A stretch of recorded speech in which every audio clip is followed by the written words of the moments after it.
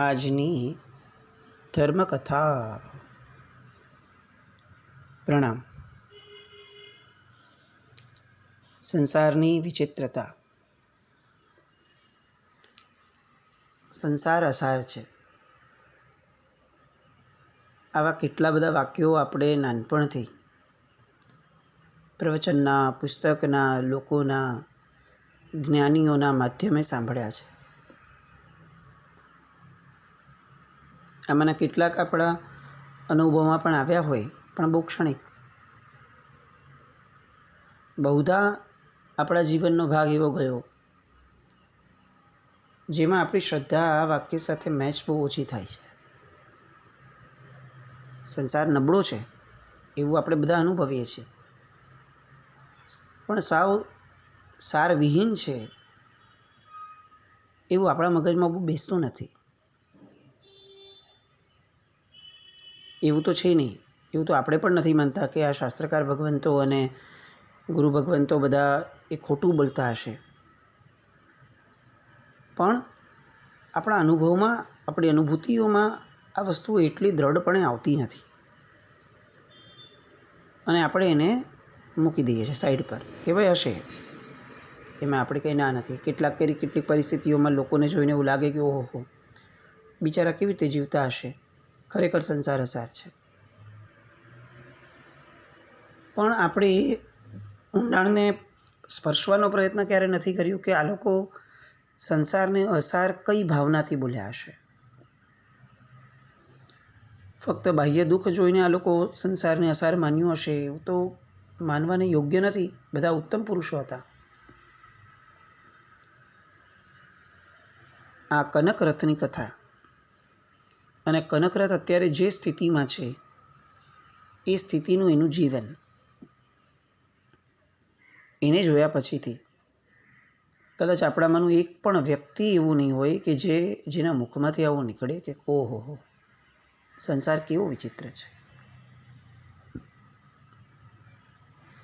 આપણે અસારતાની વ્યાખ્યાને દુઃખ સાથે સરખાવી દીધી છે. જીવનમાં દુઃખ આવે તો સંસાર અસાર છે, દુઃખ ન આવે તો એવું બોલવું નહીં કે સંસાર અસાર છે, કારણ કે આવું તો બોલી ન શકાય કે સંસાર સારભૂત છે. પણ મૌન રહેવું, જે સુખ છે એને માણી લેવું. અને અહીંયા જ આપણે જ્ઞાનીઓથી અલગ પડીએ છીએ. જ્ઞાનીઓને મન આજે સુખ દેખાય છે એ પણ આવતીકાલનો દુઃખ છે. અને ખરી વિચિત્રતા જે છે કે સુખ પણ દુઃખમાં પરિણમી જાય છે. દુઃખ તો દુઃખમાં પરિણમે, બરાબર છે, પણ સુખ પણ અંતે દુઃખ જ છે. આપણને દુઃખ લાગે છે, સુખ ક્યારેય દુઃખરૂપ નથી લાગતું. આપણે જોવા જઈએ કે કનકરથનું ઋષિદત્તા સાથેનું મિલન કેવું સુખરૂપ હતું. આપણે એમ જ કહ્યું હોય કે વાહ, કનકરથનું ભાગ્ય છે, આવી અપ્સરા જેવી સ્ત્રી મળી, આવી ગુણિયલ સ્ત્રી મળી, આનાથી વધારે જીવનમાં શું જોઈએ. આપણી માટે આ સુખ હતું, પણ એક ક્ષણ પણ જ્ઞાનીઓ માટે અસારરૂપ હતી. કારણ કે આજનું આ સુખ આવતીકાલના ભયંકર દુઃખમાં પરિણમવાનું હતું. એમને એ ખબર હતી કે આજે એ જેટલો આકર્ષાયો છે ઋષિદત્તા પ્રત્યે, એટલો આવતીકાલે વધુ દુઃખી થવાનો છે. એ આટલો આકર્ષાયો ન હોત તો દુઃખ હોત ઋષિદત્તાના જવાનું, વિરહનું, પણ આટલું ન હોત. જેટલું સુખ તીવ્ર છે એટલી જ દુઃખની રિઝર્વેશનની ધારા તીવ્ર બને છે. અને એ જ અહીંયાની વિચિત્રતા છે. કનકરથ શું કરવું એ સમજાતું નથી એને. આ રૂક્મિણી આ શું બોલવા લાગી? જે રૂક્મિણીને પરણવા માટે પોતે એક જમાનામાં નીકળ્યો હતો, એ સ્ત્રી આ હદ સુધીનું પોતાનું સ્ત્રી ચરિત્ર બતાવશે? આટલી હદ સુધીની વિકૃતિ? કોઈ માણસ પોતાના સુખની ખાતર બીજા મનુષ્યને ઊંડી ખીણમાં ધકેલી દે? આ હદ સુધી સુખ પીપાસુ હોય? પોતાના સુખમય જીવનની ખાતર કોકને મોતના મુખમાં ધકેલી દે? આવું સ્વાર્થ, ઘોર સ્વાર્થ. મારે આવું કલંકિત સુખ નથી જોઈતું. મારે આવો કલંકિત સંસાર પણ નથી જોઈતો. આ અક્ષમ્ય છે, અપરાધ. હવે આ રૂકમિણીનો મોહ ન રહે એવું બોલવું તો અલગ છે, કારણ કે રૂકમિણી પ્રત્યે આમ પણ ક્યારેય મોહ ન હતો. પણ આ રૂકમિણી જેવી વ્યક્તિઓ જ્યાં જીવે છે એવા સંસારનો પણ હવે શું મોહ રખાય? પણ આ ક્ષણે ઋષિદત્તા પ્રત્યેનો જેનો મોહ હતો એ આકર્ષણજન્ય હતો એવું અનુબંધથી સાબિત એટલા માટે થશે કારણ કે આ ક્ષણે એને દીક્ષા લેવાનું મન ન થયું. કનકરથને હવે અગ્નિ સ્નાન કરવાનું મન થાય છે.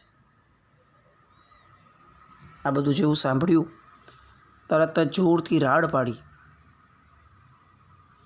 અને એના બેઉ હાથ જકડી લીધા રૂકમિણીના અને એને કહે છે કે અરે દુષ્ટ પાપીણી, તે જે આવું ભયંકર કુકર્મ કરાવ્યું, એક ગુણવતી અને રૂપવતી એવી ઋષિદત્તાનો જે વધ કરાવ્યો છે, એક મહાસતીના જે પ્રાણ લઈ લીધા છે, એ પાપ એ હું ક્યારેય ક્ષમા નહીં કરું. તે ઋષિદત્તાને નહીં, તારી જાતને દુર્ગતિએ નરકમાં નાખી છે અને સાથે સાથે તે આ મને આ દુઃખની નરકમાં, દુઃખની ગર્તામાં મને ધકેલી દીધો છે. ફક્ત એક તારો સ્વાર્થ સાધવા માટે તે કેવું ઘોર કૃત્ય આદર્યું.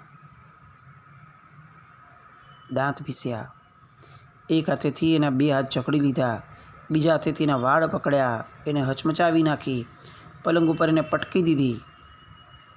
પણ આનાથી વધારે શું કરે? આટલા ગુસ્સાથી એનું કામ પતી જાય એવું હતું નહીં, પણ આનાથી વધારે ગુસ્સો એક સ્ત્રી ઉપર કરવાની એને આદત નથી. જીવત્વને સંવેદે એવું વ્યક્તિ છે. એટલે સામાનું જીવત્વ આ પર્યાયમાં ગમે તેટલું બગડ્યું હોય, પણ એક મર્યાદાથી નીચે જવું એ સિમ્પલી નોટ ડન છે. એ સમયના લોકોની આ ખાસિયત હતી. વાતે વાતે સાવ નબળા થઈ જવું એવું ન હતું. ખોટું કાર્ય ઘણું થતું, પણ ઇન્ટેન્સિટી એ ક્યારેય એટલી બધી નબળી ન રહેતી કે એની છાપ અતિશય રૂઢ થઈ જાય. રૂકમિણીએ જે કર્યું એ ક્વચિત હતું એ કાળની અપેક્ષાએ, અને અત્યારની અપેક્ષા એ સામાન્ય છે. બસ આ ફરક છે કાળનો. એ કાળના લગ્ન જીવનો કેવા હતા એ હજી આપણે આગળ વાત કરશું ત્યારે ખ્યાલ આવશે. અજાણતા અથવા અનિચ્છાએ ઊભા કરેલા લગ્ન સંબંધો પણ કેવા ટકતા એનું ઉદાહરણ એ કાળ હતો, અને સ્વેચ્છાએ કરેલા લગ્ન જીવનો પણ કેવા પરિણમે છે એ આજનો કાળ છે. મૂળમાં કાળના ફરક કરતાં ઘડતરનો ફરક, વિચારધારાનો ફરક, એક મર્યાદાથી નીચે ન જવું જોઈએ આવી સમજણનો ફરક છે. કનકરથનું માથું ફરી ગયું. એને શયન ગૃહમાં પટકી અને બહાર આવી ગયો. ઘોર વ્યથામાં એનું હૃદય વલોવાઈ રહ્યું છે. અસહ્ય અને અદમ્ય અકલ્પ્ય વેદનાથી એ વ્યાકુળ બની રહ્યો છે. આવું દારૂણ સ્ત્રી ચરિત્ર કેવી રીતે વિચારી શકાય? પોતાનો સ્વાર્થ સાધવા આ સ્ત્રી કઈ હદ સુધી નીચે ગઈ, અને એને એ મારા પ્રત્યેનો પ્રેમ કહે છે? આ તો નરી વાસના છે, વિષયાંધતા છે, ઝેર છે, પિશાચી વૃત્તિ છે.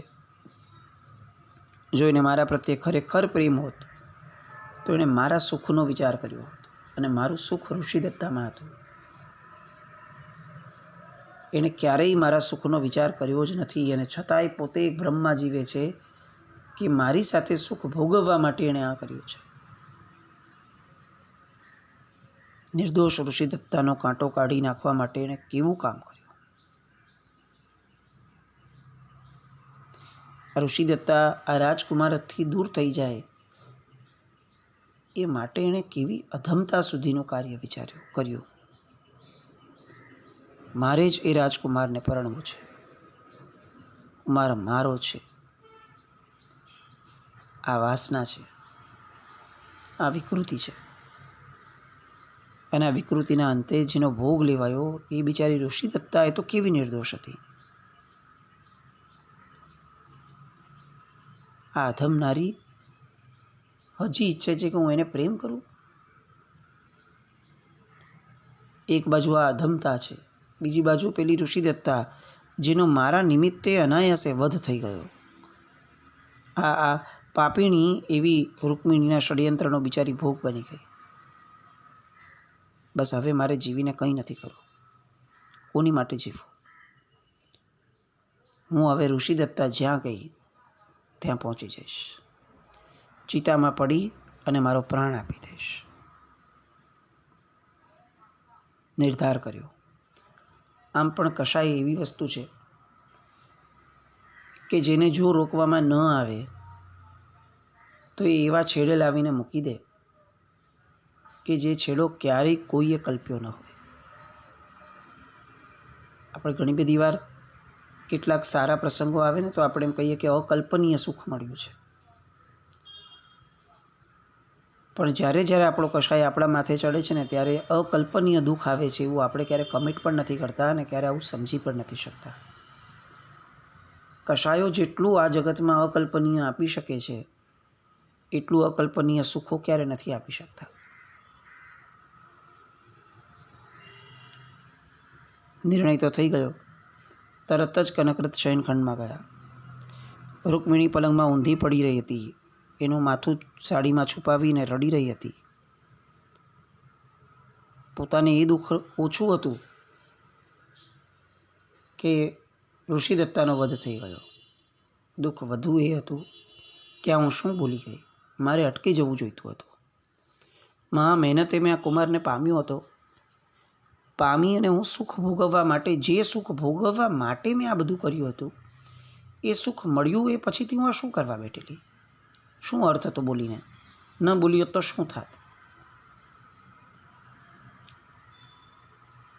વસવસો પોતે જે બોલી એનો હતો, પોતે જે કર્યું એનો હજી પણ નથી. આ ખરી અસારતા સંસારની આ છે. કનકરથ તરત એને કહી દે છે કે તું તારે મજેથી જીવજે, ખૂબ રાજી થજે. જે માર્ગે ઋષિદત્તાને તે મોકલી છે એ જ માર્ગે આવતીકાલે સવારે પ્રભાતમાં હું જઈશ. ચિતામાં પ્રવેશ કરીને મારા પ્રાણનો ત્યાગ કરીશ. આ શું બોલ્યા? આ વિચારથી રૂકમિણી સફાળી ઊભી થઈ ગઈ. તરત જ કનકરથને વળગવા માટે આવી, એને રોકવા માટે આવી. પણ કનકરથે બે હાથેથી ધક્કો મારી અને પલંગ પરથી પછાડી દીધી, ધુત્કારી દીધી અને કહ્યું, પાપીણી, તારું મોઢું પણ હું જોવા ઈચ્છતો નથી. મને અડવાનો તો જરાય પ્રયત્ન પણ ન કરીશ. આ દેહ ઋષિદત્તાનો જ હતો અને ઋષિદત્તાનો જ રહેશે. ઋષિદત્તા નહીં હોય તો આ દેહ પણ નહીં રહે. અને આ શબ્દ બોલી રૂકમિણીને છોડી બહાર આવી ગયા. મહેલના ઝરૂખામાં જઈને બેઠા. રાત્રિનો છેલ્લો પ્રહર વીતી રહ્યો છે. થોડી વારમાં અરુણોદય થયો. બસ એ અરુણોદયને જોઈ રાખે છે. ધડ ધડ ધડ ધડ ધડ આંખમાંથી આંસુ વહી રહ્યા છે. ખંડની બહાર કનકરથની આંખમાં આંસુ છે. ખંડની અંદર રૂકમિણીની આંખમાં આંસુ છે. આ બંનેના પ્રથમ મિલનની રાત્રિનું આ પરિણામ છે. આપણને એમ લાગે કે રૂકમિણી પોતાના જીભ ઉપર કંટ્રોલ કેમ નહીં રાખી શકી હોય, પોતાના આવેશ ઉપર આટલો કંટ્રોલ કેમ નહીં રાખી શક્યો. આવું લગાડવા આપણે સક્ષમ છીએ કારણ કે આપણે પ્રસંગમાં નથી. જે વ્યક્તિ જ્યારે કશાયના ફ્લોમાં આવી જાય છે ત્યારે એણે શું કરવું જોઈએ એ વિચાર એના મનમાં સ્ફુરાવવા માટે એને સમજણના ઘરમાં રહેવું પડે. અને એ ક્યારેય તાત્કાલિકમાં ન રહેવાય. એ આદતો પાડી હોય તો આવે. ક્યાંક ને ક્યાંક એ કશાયમાં વિક્ષેપ નાખવાની આદતો રેગ્યુલર કોર્સમાં આપણે પાડી હોય તો આવું થાય.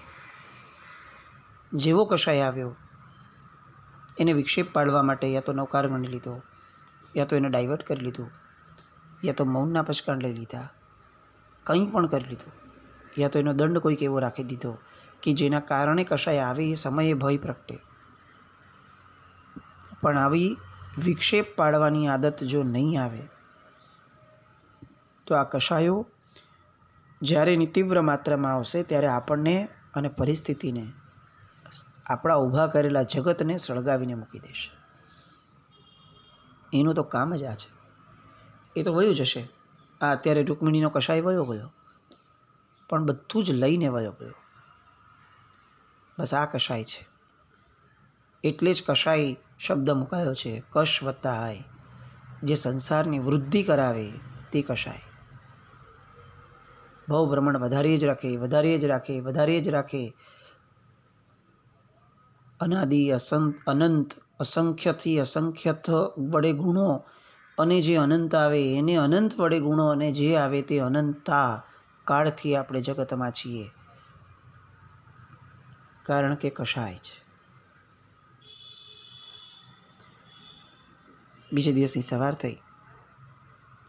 તરત જ અનુચરને બોલાવી અને કહ્યું કે નગરની બહાર ચિતા કડકી લો, હું અગ્નિ સ્નાન કરીશ. પેલો અનુચર તો સ્તબ્ધ બની ગયો. એને કંઈ સમજાતું જ નથી. હજી ગઈકાલે લગ્ન કર્યા છે કુમારે. આ શું કરે છે કુમાર? એ ઊભો રહી ગયો. કંઈ જ આગળ હલ્યો પણ નહીં ને પ્રતિભાવ પણ ના આપ્યો. ફરીથી કુમારે કીધું, તું વિલંબ ન કર, જલ્દી જા ને ચિતા કડકી દે. એ રડવા લાગ્યો. એના રુદનનો અવાજ સાંભળીને રાજમહેલના બીજા અનુચરો આવવા લાગ્યા. બધાને એણે કીધું. બધા મૌન ઊભા રહ્યા. કોક બોલવાનું શરૂ કરે છે કે નાના રાજકુમાર એમ ન કરો, અગ્નિ સ્નાનનો વિચાર ત્યજી દો. એવું લાગે તો આપણે આજે જ રથમર્દનમાં પાછા વયા જઈએ. ના, હવે પિતાજી પાસે પણ નથી જવું, માતાજી પાસે પણ નથી જવું, ક્યાંય નથી જવું. તું ચિતા બનાવી દે, હું જીવવા માટે સમર્થ જ નથી. બધા પરિસ્થિતિને પામી ગયા. કંઈક એવું થયું છે કે જે હવે આપણા બસની વાતમાં નથી રહ્યું. એમાંના કેટલાક ગયા દોડીને સુરસુંદર રાજા પાસે. સુરસુંદરને સમાચાર મળ્યા. એ શીઘ્ર દોડી આવ્યા. રાજમહેલના પગથિયા ઉતરી અને હવે કુમાર નગરની બહાર જવા માટે ધસમસી રહ્યા હતા. રાજાએ તરત જ આવી સુરસુંદરે બાહુપાશમાં જકડી લીધા. એમના મહેલમાં લઈ આવ્યા. બધાને દૂર કર્યા.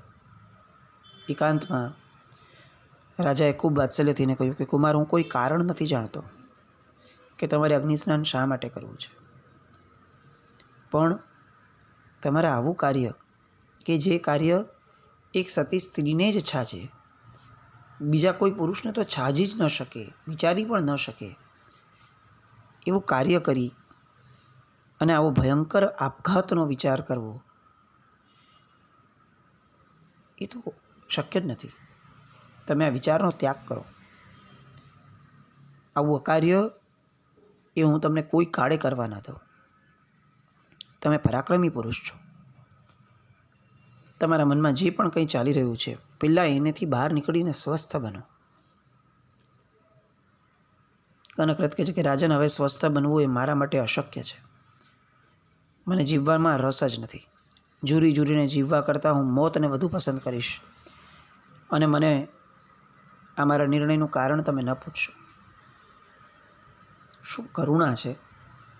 રૂક્મિણી પ્રત્યે આટલો બધો અભાવ હોવા છતાં, ક્રોધનો ભાવ હોવા છતાં રૂક્મિણીનું આ કુકર્મ એ એના પિતાને કહેવાય તૈયાર નથી. આપણે હોઈએ તો તરત કહી દઈએ, આખા ગામને કહી દઈએ કે જો કેવો ભયંકર માણસ છે, કેવી ભયંકર સ્ત્રી છે. પણ આ પાત્રતા જુઓ કનકરથની. એ સામે ચડીને બોલવાનું તો જવા દો, સામાથી પૂછે છે સુરસુંદર અને કહેવા માટે તૈયારી નથી અને કહી દે છે કે તમે મને નહીં પૂછતા. સુરસુંદર કહે છે, કુમાર અચાનક એવું શું બની ગયું? મારું કેવું દુર્ભાગ્ય!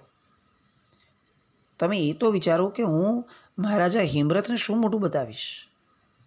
ના ના ના ના કુમાર, હું કોઈ પણ સંયોગમાં તમને અગ્નિસ્નાન તો નહીં જ કરવા દઉં. આ બધી ઘટનાઓ ચાલી રહી હતી અને ત્યાં અચાનક જ એક વ્યક્તિનો એ મહેલમાં પ્રવેશ થયો અને એ વ્યક્તિ હતા ઋષિકુમાર. જેવા બંનેઓને અંદર ઊભેલા જોયા એટલે તરત જ એ બહાર ગયા. એકાંત છે એમાં મારે ન જવું જોઈએ એ ઔચિત્ય સમજીને પોતે બહાર જઈ રહ્યા હતા અને એટલામાં જ સુરસુંદર રાજા એ ઋષિકુમારને બોલાવે છે. ઋષિકુમાર અંદર આવે છે અને હવે આ ઋષિકુમાર ઘટનાને કઈ દિશામાં વાળે છે એ વાતને આવતીકાલે સમજતા પહેલાં આજના દિવસે આપણે ખાલી આ એક વિચારણાને થોડો સમય આપીએ. આવું ભયંકર દુઃખ આવે ત્યારે જ સંસાર અસાર છે કે સુખમય અવસ્થા જેને આપણે ગણીએ છીએ ત્યારે પણ સંસાર તો અસાર જ છે. જ્ઞાનીઓના વચન સાથે આપણે પોતાના અનુભવને, પોતાના બુદ્ધિને નહીં, આપણા અનુભવને જોડવાનો પ્રયત્ન કરીએ. કનકરથની માનસિકતાને સ્પર્શવાનો પ્રયત્ન કરીએ. રૂકમિણીની કશાયની એની જે આગ છે, એનો જે આવેગ છે, એ આવેગને સમજવાનો પ્રયત્ન કરીએ. પોતાની તુલના કરીએ. ક્યાંક આપણામાં તો કોઈક રૂકમિણી નથી ને? આવું કંઈક કરતા રહીએ. જીનાજ્ઞાવૃત કંઈ પણ બોલાવ્યું તો છામી દુકડમ જૈનમ જયતિ શાસન.